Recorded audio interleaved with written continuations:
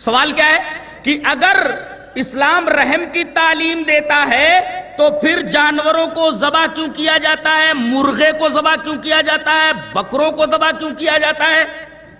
اور دیگر جانوروں کو ذبح کر کے مسلمان کیوں کہا جاتا ہے؟ یہ ذبح کرنا تو رحم کے خلاف ہے۔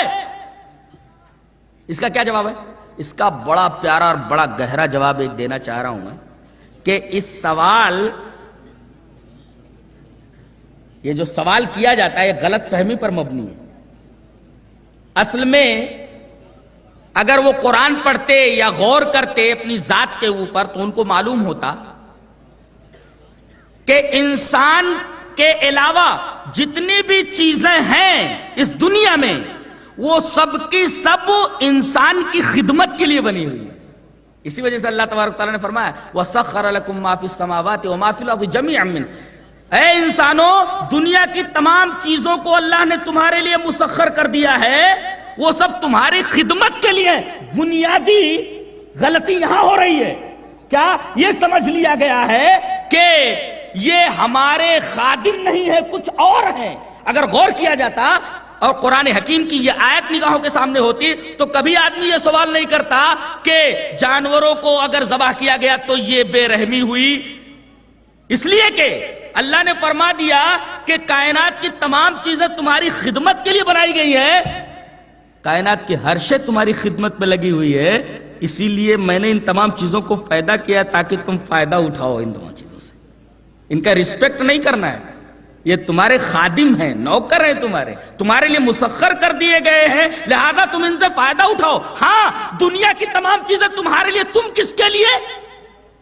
اللہ کی عبادت کے لیے، تو فرما دیا گیا وَمَا خَلَقْتُ الْجِنَّ وَالْإِنسَ إِلَّا لِيَعْبُدُونَ۔ تو یہ سوال در حقیقت اس غلط فہمی پر مبنی ہے، یہ سمجھ لیا گیا کہ یہ خادم کے علاوہ کچھ اور بھی ہیں۔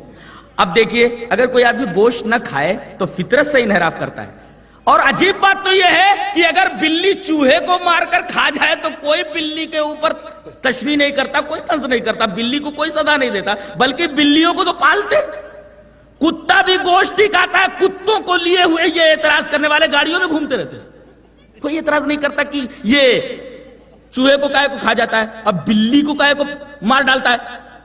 شیر ہرن کا شکار کرتا ہے اور دیگر جانوروں کا شکار کرتا ہے، اس کو زو کے اندر پالا جاتا ہے، کوئی اعتراض نہیں کرتا شیر کے اوپر، کوئی اعتراض نہیں کرتا بلی کے اوپر، کوئی اعتراض نہیں کرتا کتے کے اوپر، بلکہ ان کو باقاعدہ پالا جاتا ہے۔ تو یہ اعتراض شیروں کے اوپر کیوں نہیں ہے، صرف انسان کے اوپر کیوں ہے؟ اور ہم یہ بھی دیکھتے ہیں کہ جتنے بھی گوشت خور ہیں جانور، ان کے جو دانت ہیں نا وہ کچلیوں والے ہیں، لیکن جو جانور گوشت نہیں کھاتے، گھاس وغیرہ کھاتے، ان کے دانت کچلیوں والے نہیں ہوتے۔ گھاس کھانے والے جانوروں کے دانت الگ ہوتے ہیں، گوشت کھانے والے جانوروں کے دانت الگ ہوتے ہیں۔ اب انسان ذرا اپنے دانتوں کے اوپر نگاہ ڈالے تو اس کو عجیب لگے گا کہ اس میں کچھ دانت ایسے ہیں جو گوشت کھانے والے، کچلیوں والے، اور کچھ دانت ایسے جو سبزی کھانے والے۔ تو فطرت خود یہ بتا رہی ہے، انسان کی ساخت، اس کا اسٹرکچر یہ خود بتا رہا ہے کہ یہ گوشت بھی کھانے کے لیے بنایا گیا ہے اور یہ سبزی بھی کھانے کے لیے بنایا گیا ہے۔ اگر اس کے اوپر پابندی عائد کی جائے تو در حقیقت یہ فطرت سے انحراف ہوگا، یہ نیچر سے انحراف ہوگا۔ اور اعتراض کرنے والوں کی کتابوں میں یہ ساری باتیں لکھی ہوئی ہیں، جس بات کو انہوں نے ایشو بنا لیا ہوا ہے۔